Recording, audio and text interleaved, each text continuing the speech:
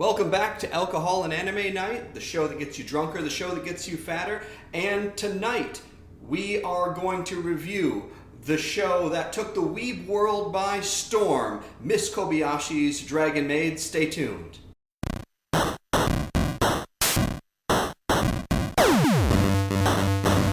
Welcome back, everybody. It's excellent to be back doing reviews. I had a little break there because I had a whole lot of things to take care of in my personal life. Don't worry about this. I've been playing a bit of airsoft lately, and I got a bruise that didn't quite go away by the video, and I wanted to make sure that I was still able to do it. But you may be wondering why I'm wearing this apron and broadcasting here from in the kitchen. Well, I thought it was fitting for the show that we are going to go over this evening, which is Miss Kobayashi's Dragon Maid. I would be completely surprised if you haven't heard of this show because it has taken the anime and weeb world by storm. It's an anime, it's a manga, it's got stickers, and it's got all sorts of product placement. It's everywhere that you want to see it, and there is no question as to why, because without ruining it too much, this show surprised me and it made me fall in love with it. So let's get straight to it. So what is the premise of Miss Kobayashi's Dragon Maid? Well, a lot of it's quite honestly in the title. It is about a single lady, Miss Kobayashi, as you might the namesake, and she's a young single lady, works, I believe, as a computer programmer at a computer programming company. She's successful, but lives by herself, unmarried, doesn't have a boyfriend or anything like that. Now, I want to stop right there. That premise alone is very much outside the kind of known tropes, the known plot points, and right off the bat, we know we're getting into something different, something new. And I thought that was right off the bat something interesting because, let's be honest, a huge amount of these shows take place in a high school or at very least focus around a male character who is in some way getting involved with other female characters, and you know it can kind of become formulaic. Not to say I don't like that. I do like a lot of that stuff. That's why I tend to come back. But when something comes along that has a change in that trope, a change in that normal, right off the bat, my interest has peaked. So that's the first thing that's interesting. The second character is the Dragon Maid herself, Toru. Now, Toru is a dragon. Now, keep in mind, that means everything that dragons are known for. They are ferocious, they are unforgiving, they are passionate. And in this case, through a series of very funny drunken evening events, Toru becomes Miss Kobayashi's maid. Now, all of this is kind of exposed in the first episode, so I'm not giving away too much. And of course, the title itself gives away quite a lot.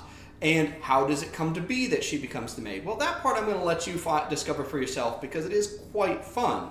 She can transform into an enormous dragon to a seemingly mostly human person. She has some difficulty sometimes. She can't completely disguise that she's a dragon, so her eyes are kind of like cat eyes or lizard eyes. She still has horns, and probably about 80% of the time her tail is sticking out, as a dragon tail.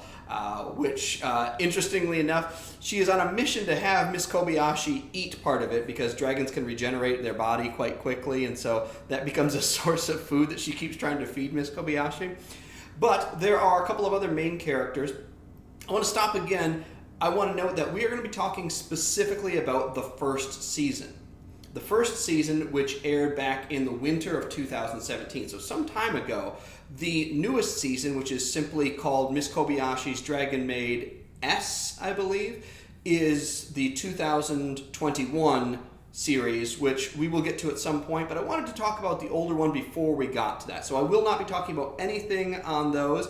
I'm not going to be talking about the OVA, or I'm not going to be talking about the little shorts or anything like that, or the manga for that matter. So I'm specifically focusing on what I was able to watch, which was the anime from the season 1, 2017. Now, again, 2 seasons currently right now.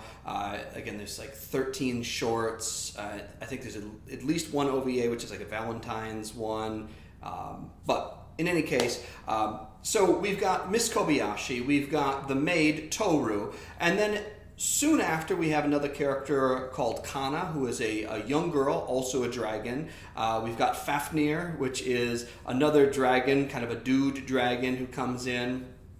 And he plays some interesting, very comedic roles in that as well. These are all, dragons. And there's some other dragon characters that come in that season as well, which are more minor characters, but certainly ones that play in later in the season.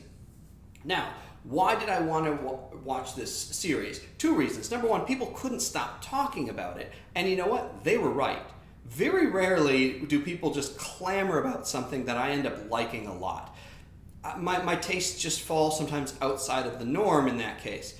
This was not the case, and I had seen a few little GIFs and little short clips, images, and I'll be honest, one of the things that sold it for me was I saw a news story probably a couple of years ago, and that news story was about some controversy where the Miss Kobayashi's Dragon Maid manga was in a school library, which, by the way, my school library never had manga.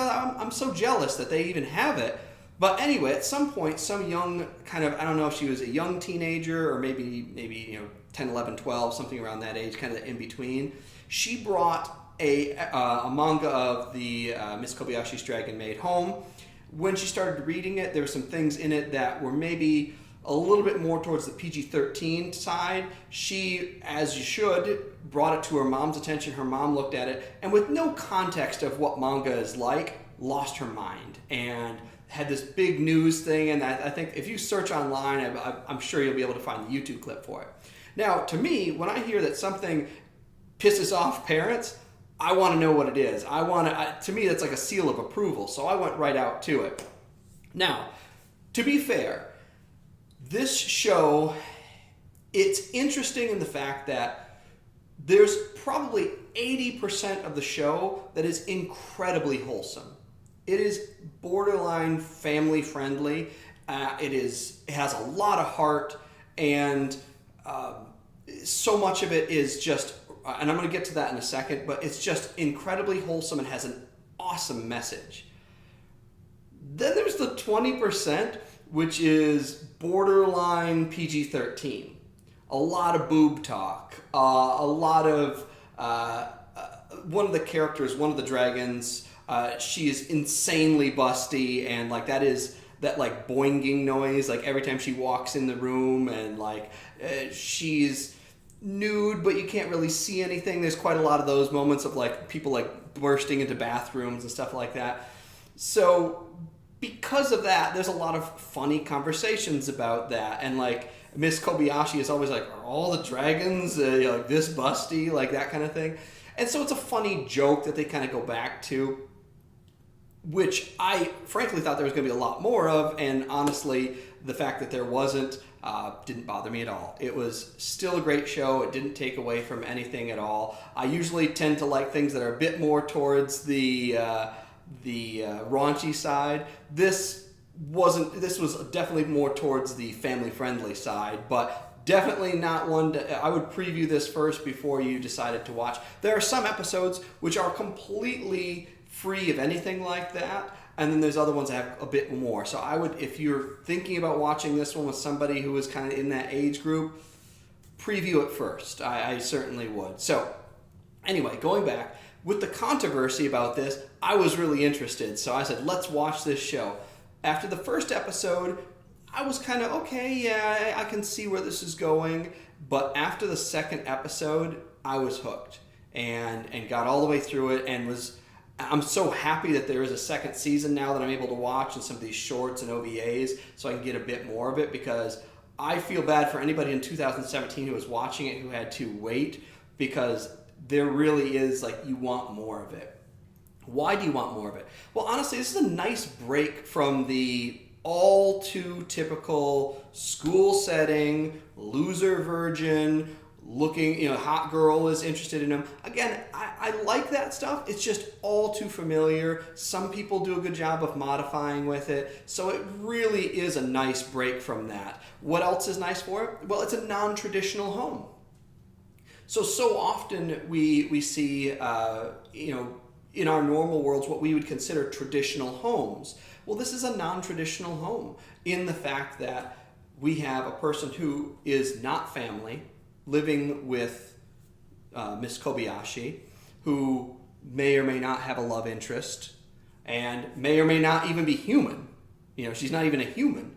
And then we have another younger character that's living with them, you could say almost like adopted, that both of them are taken care of. Now, are they any less of a family because they're not humans and they're not blood? Well, no. They take care of each other. They love each other, and they care about what happens to each other. It's a very, again, it feels like I got tricked into another one of these like really heartfelt anime, because it is about non-traditional family. It's about loving people for who they are. It's loving them for who they are and helping people, not just because they're part of your family. And ironically, that may actually help you learn to love your own blood family more, because maybe there was something that you were fighting about or some type of little issue, and you can learn to get past that and just start accepting people for who they are. Or you have the choice, you either accept them or remove them. But being in that kind of middle zone where you just kind of don't know, that's really kind of the most painful part. A couple of other things I really enjoyed about it. Some of the animation styles have a very hand-drawn or Ghibli effect. So like, your Studio Ghibli type things. A lot of them feel almost like hand-drawn or almost watercolory. Not all of it, but some of the artwork seems a lot like that, which again makes it feel more of that like family-friendly thing if you're used to those kind of films. But I definitely recommend this for adults. Now, I'm going to add this word of caution. If you watch it and you determine that your young one is perfectly fine, and I would say 12 and 13 and up here is fine with some of these things, and you're fine with it, I would definitely preview that first with them, just based on, again, whatever your family values are. It might not match, but I really recommend it. It's nothing that goes crazy far. And I can't speak to anybody in like the gay and lesbian community, but I do feel like this is something that would hit home, and I do feel like it was something that may speak to some of the issues that come up with family and whatnot. Again, I can't really speak to that myself, but I have a feeling it may touch on some of those issues for members of that community if they've experienced some of those things. And I suspect that maybe a lot of us have, regardless of our situations. So definitely check it out. Now, it wouldn't be, and I'm not going to say this is one I liked about it so much. I rarely buy products. Here's my water bottle. It's like emblazoned with all the Miss Kobayashi stuff. I couldn't get enough of it. I really enjoyed it, and I can't wait to see more. So again, it tricked me into having a lot of heart, but there's no reason that anybody else shouldn't enjoy it as well. Now, it is alcohol and anime night, and it wouldn't be alcohol and anime night without some alcohol. So let me grab something out of the freezer here. I'm going to step out. See, this is the advantage of being in the kitchen. I can use this right from my freezer. This is the Hakutsuru. It's called the Superior Junmai Ginjo, which is like their high-end sake from Hakutsuru. Weirdly enough, Hakutsuru, I believe the kanji for it means like white crane. I knew tsuru meant crane, but I also remembered haku meaning to wear. It might be a verb conjugation. So unless you see that, so when I heard the word, I was like, wear a crane, like as in like wear like feathers. It seemed so weird. Anyway, just when you don't understand Japanese all the way, like some of these things don't make sense. There's a lot of homonyms that, just like in English, that we have. So this I got, they have a 3-pack with 300 milliliter bottles, and they have a nigori, which is a very sweet, and then they have kind of a regular, kind of middle of the road. It's a little more bitey sake, like it's got a little bit more bite to it, and then this one falls right in the middle in my opinion, and it can be served chilled or room temperature. I prefer it to be a little cold just because I suppose because I'm an American. It's a little bit bad form to pour your own sake, but there's nobody here. I do recommend this with a chicken meal. That's what I've had it with in the past, and I do have it from time to time here, just normal. Kanpai. Yeah, it's not quite as sweet as a nigori, and it's not a cloudy sake. I'm not really sure if I can get I can't really show the camera. It's clear. It's not cloudy.